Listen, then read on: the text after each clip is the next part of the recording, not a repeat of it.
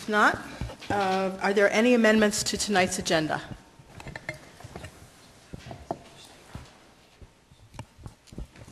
Okay. Hearing none, I will move on to the President's report. And I'm trying to sit so I'm not looking at this blank screen here. I'll move this over. If I sit over here. Yeah, that's better.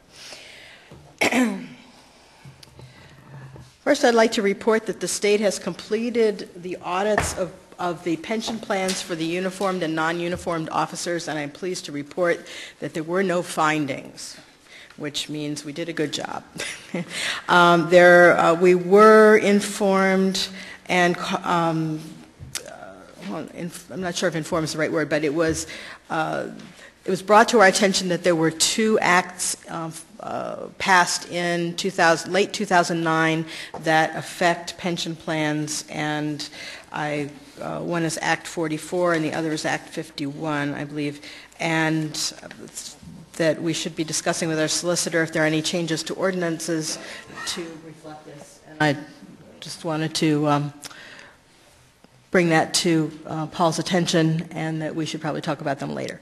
But otherwise, the auditor was quite pleased with our records.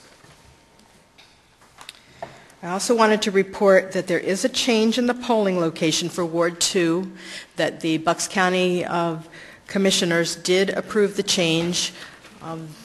Voters in Ward 2 have been voting at the Mercer Street Garage for a very long time, but this polling place is now being changed to the Sewer Authority. There have been a variety of posters up reflecting that this change was coming forth, and it was approved at the Commissioners' meeting, I believe, at the end of September. And this information will be posted, or is posted, on the PEG channel. So on the borough station on cable TV, that information is there. Also to alert residents that those who are of you in Ward 2 will most likely be receiving a new voter registration card, which lists your polling place. So when it arrives, take a look at it and hold on to it, because that is your identification to vote at the Sewer Authority. I also wanted to let you know about the Bucks County Association of Boroughs meeting that I attended at the end of September, the topic of which was the anti-discrimination ordinances that have been passed in both New Hope and Doylestown. And the one that was just passed in Doylestown actually got some national acclaim because it was a very good ordinance, and particularly in this time where various members of our society have been experiencing increased discrimination, anti-discrimination activities. It was good to see that. And we also viewed the film Embraceable You, which is a documentary that was produced about New Hope and is apparently making the rounds of small film festivals and receiving all sorts of awards. And hopefully it will be on a channel near you one of these days for you to see. But it was very interesting. I wanted to bring to Council's attention that the next meeting of the Bucks County Association of Boroughs, and it's a dinner meeting, will be in November, and the topic is going to be on green building ordinances, in particular the one that Doylestown Borough has developed, in which contractors receive certain rebates on permits based on their green building techniques and use of materials and so on. And when I get more information about that, I will pass that along to you. But if anyone will be interested in attending that meeting, please let me know. Okay, regarding correspondence, this month I actually received quite a bit. The first is a letter that I received from Lorraine Pence, who is chair of the Newtown Joint Historic Commission, regarding the toll house, which is actually in the township. But since the Joint Historic Commission represents both the borough and the township, the letter was sent to myself and to Robert Servo, chairman of the Township Board of Supervisors. And in it, she expresses the positive response that the Newtown Joint Historic Commission has to the fact that there has been some interest expressed in preservation of that toll house, which is that little yellow building when you go up Durham Road. It's right next to Wachovia Bank. And it is falling apart, and apparently it is a structural defect. And there has been some interest expressed in terms of preserving this structure, and the Joint Historic Commission has offered their assistance with giving information about how it should be preserved to preserve its historic nature. The second is a letter that I received from Pennsylvania Cleanways. Todd Crouch is the program manager, and I'm not sure how we want to respond to this letter, but it is talking about a project called Pennsylvania Cleanways Keep Pennsylvania Beautiful.